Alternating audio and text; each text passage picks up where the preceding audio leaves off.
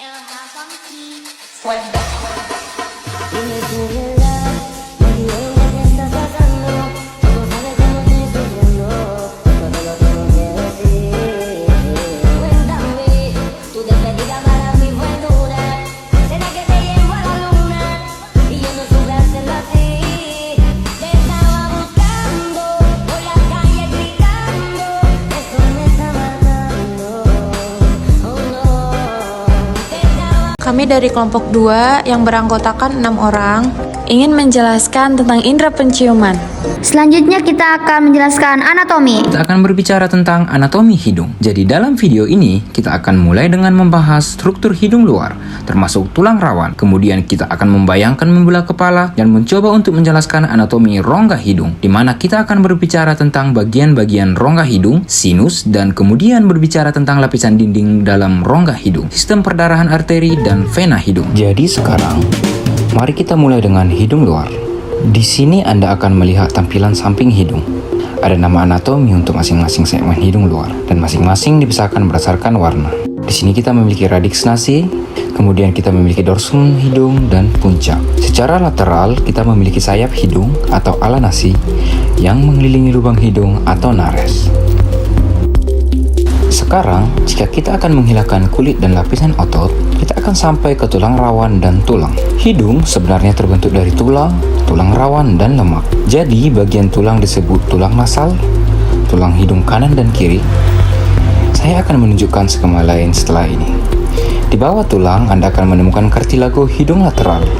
Kemudian ada kartilago alar mayor dan kartilago alar minor. Dan di antara tulang kartilago mayor dan tulang rawan hidung lateral, Anda akan menemukan beberapa tulang rawan hidung aksesoris yang menopang hidung. Dan lurus di tengah, Anda akan menemukan tulang septal nasal kartilago. Sekarang, mari kita ulangi lagi, tapi dalam model yang lebih baik. Mari perbesar agar Anda tetap fokus pada hal ini. Kita memiliki 2 tulang hidung, 1, 2. Kemudian, kita memiliki kartilago hidung lateral. Kemudian ada kartilago alar mayor dan kartilago alar minor. Dan di antara tulang kartilago alar mayor dan tulang rawan lateral, Anda akan menemukan beberapa tulang rawan hidung aksesori yang menopang hidung.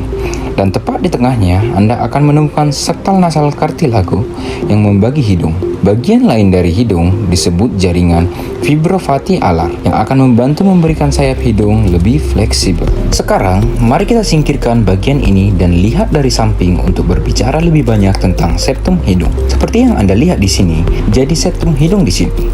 Ini terdiri dari bagian tulang rawan dan bagian tulang keras. Kedua tulang ini terbentang sepanjang jalur ke belakang rongga hidung sampai mencapai awal faring.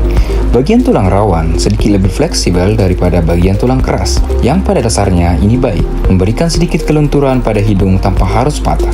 Sekarang, mari kita ambil tengkoraknya, bagi menjadi 2 dan lihat dari samping. Kita akan melihat ini. Sekarang mari kita lanjutkan dengan anatomi rongga hidung. Ini adalah rongga hidung, terletak di depan faring dan di atas hard palatum. Di bawah sini Anda akan menemukan rongga mulut. Jadi, rongga hidung terbagi menjadi 2 bagian. Ada nasal vestibula sebagai lubang hidung dan ada rongga hidung proprium. Apa yang membedakan keduanya? Nah, ada tonjolan di mukosa rongga hidung yang disebut dengan nasal limen atau limen nasi, yang umumnya digunakan sebagai penanda untuk memisahkan kedua bagian ini.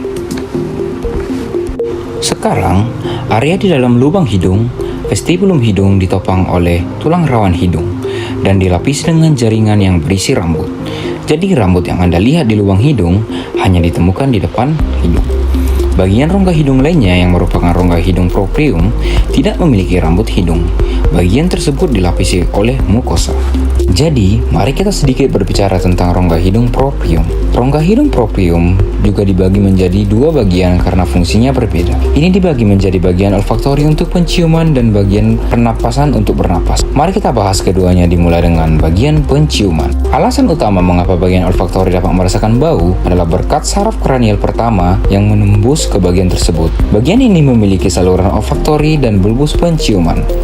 Dan dari bulbus olfaktorius akan ada banyak saraf yang turun menembus tulang etmoidal yang merupakan serat dari saraf olfaktorius.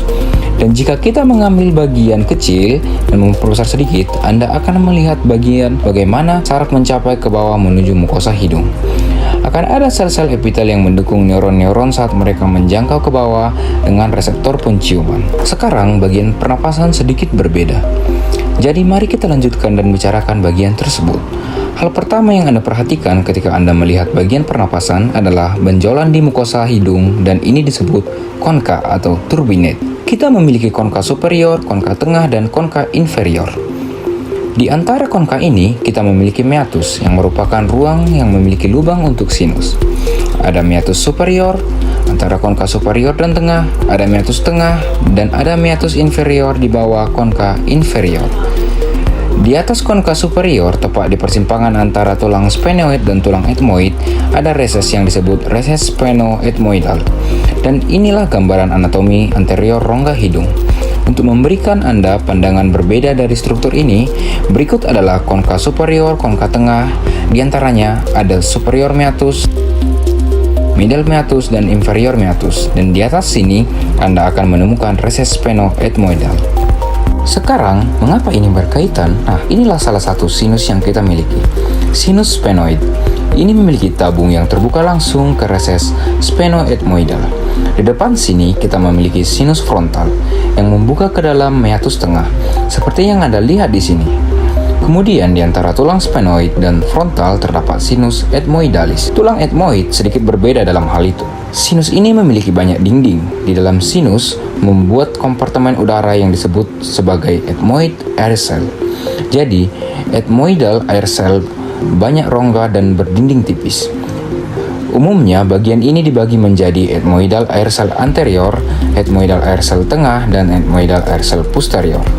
Ethmoidal air cell posterior akan membuka ke dalam meatus superior, sedangkan ethmoidal air cell anterior dan tengah bermuara ke meatus tengah. Jadi sekali lagi, ethmoidalis air cell posterior ke meatus superior, dan meatus anterior, dan tengah ke meatus tengah. Sekarang, jika kita melihat tampilan anterior semua sinus, Anda akan melihat sinus lain yang tidak terlihat dari tampilan lateral, dan inilah yang disebut sebagai sinus maxillaris yang bermuara mengalir ke meatus tengah. Sekarang ada satu lagi struktur yang membuka ke dalam rongga hidung, dan struktur tersebut adalah ductus lacrimal atau ductus nasolacrimalis yang menyebabkan air mata turun ke meatus inferior. Baiklah, pada bagian berikutnya kita akan membahas vaskularisasi hidung baik arteri maupun vena-vena pada hidung. Pada bagian yang pertama kita akan membahas arteri. Hidung diperdarahi oleh arteri karotis interna dan eksterna. Arteri karotis interna akan bercabang menjadi arteri optalmika, kemudian arteri ethmoidalis anterior bagian yang lebih besar dan posterior, dan ini akan memperdarahi bagian cavum nasi superior dan medial. Sedangkan arteri karotis eksterna akan bercabang menjadi arteri facialis dan maxillaris interna. Arteri facialis menjadi arteri labialis superior. Ini akan memperdarahi bagian anterior. Arteri maxillaris interna menjadi arteri spenopalatina. Arteri nasalis posterior dan palatin mayor memperdarahi bagian inferior atau dasar cavum nasi. Pada septum nasi, arteri spenopalatina akan beranastomosis dengan arteri ethmoidalis anterior, arteri labialis superior, serta palatina mayor membentuk plexus Kieselbach atau disebut dengan Little's area. Daerah anastomosis letaknya superficial dan bagian ini mudah cedera oleh trauma, sehingga menjadi lokasi tersering perdarahan hidung terutama pada anak. Pada bagian dinding lateral hidung, arteri spenopalatina, arteri nasalis posterior, dan arteri pharyngeal ascendens akan beranastomosis dan membentuk plexus Woodruff. Daerah ini sering menyebabkan epistaxis posterior.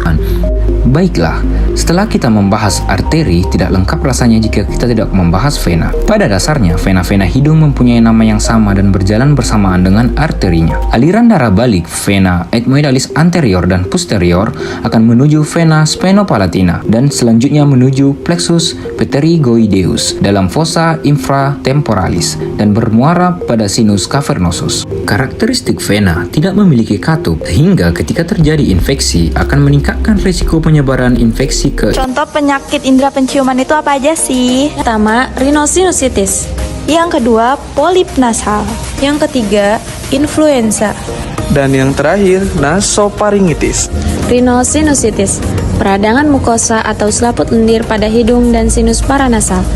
Rhinosinusitis adalah peradangan pada hidung dan sinus parinasal yang dikaitkan dengan banyak faktor potensial. Kondisi ini dapat disebabkan oleh virus, bakteri, jamur, atau alergi.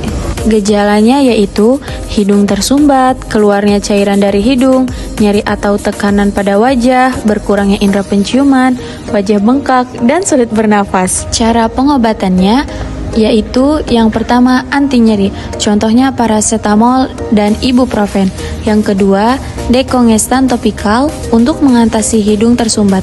Dan yang terakhir ada irigasi nasal atau cuci hidung, menggunakan larutan NaCl 0,9% untuk menjaga sinus tetap bersih. Selanjutnya ada Previk root sulfik dan kode ICD dari rhinosinusitis.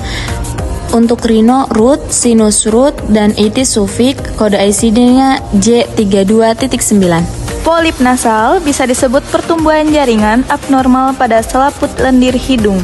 Polip nasal adalah benjolan atau jaringan lunak yang terdapat di dalam hidung dan dapat menyebabkan penyumbatan saluran pernafasan. Gejala polip nasal yang pertama, hidung berlendir atau berair. Yang kedua, hidung terus-menerus terasa seperti tersumbat. Yang ketiga, nyeri kepala. Keempat, gatal di sekitar mata. Pengobatan polip nasal yang pertama, semprotan hidung, kortikosteroid, obat yang membantu mengurangi pembekakan dan iritasi pada hidung. Yang kedua, antihistamin. Obat ini membantu mengobati alergi pada polip hidung. Ketiga, antibiotik digunakan untuk mengobati infeksi pada hidung dan sinus yang mungkin terkait dengan polip hidung. Selanjutnya, Previk root sulfik, kode ICD, polip nasal. Polip, Previk, nasal, root, kode ICD J33. Nasal polyps are soft tissue growths in the line of your nose. They may also grow in the air-filled spaces near your nose, called sinuses. Polyps may become irritated, swollen, or infected. They may grow large enough to block airflow through your nose.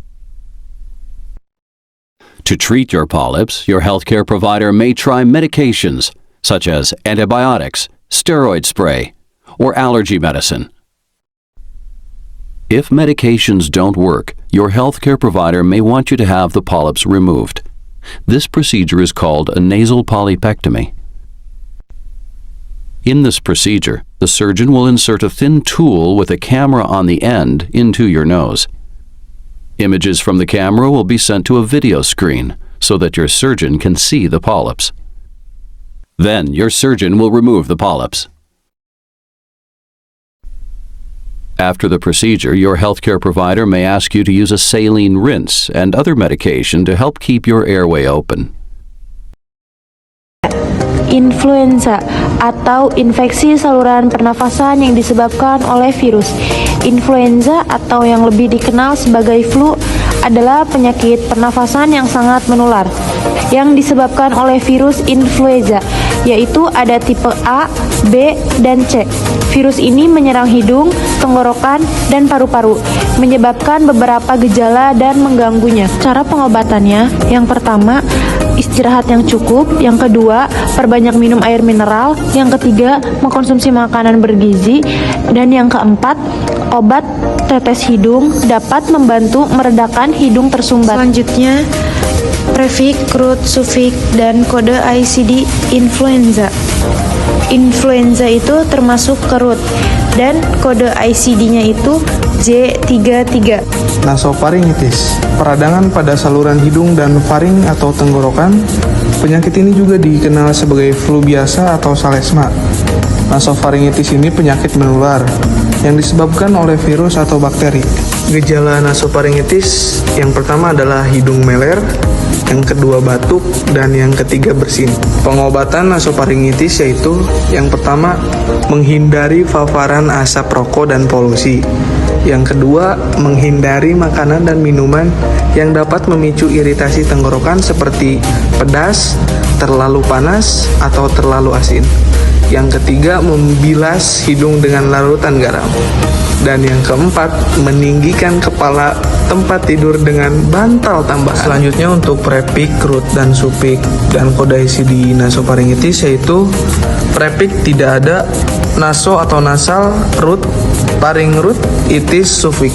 Kode ICD-nya J33. Selanjutnya kami membuka sesi tanya jawab, bukan sesi curhat. Jadi mohon jangan panjang lebar, jika ada yang salah mohon dimaafkan. Jika ada yang sayang, mohon diungkapkan. Sekian dari kami. Bila suaranya kurang jelas, bisa sweet call aja. Terima kasih, sekian dari kelompok kami. Wassalamualaikum warahmatullahi wabarakatuh.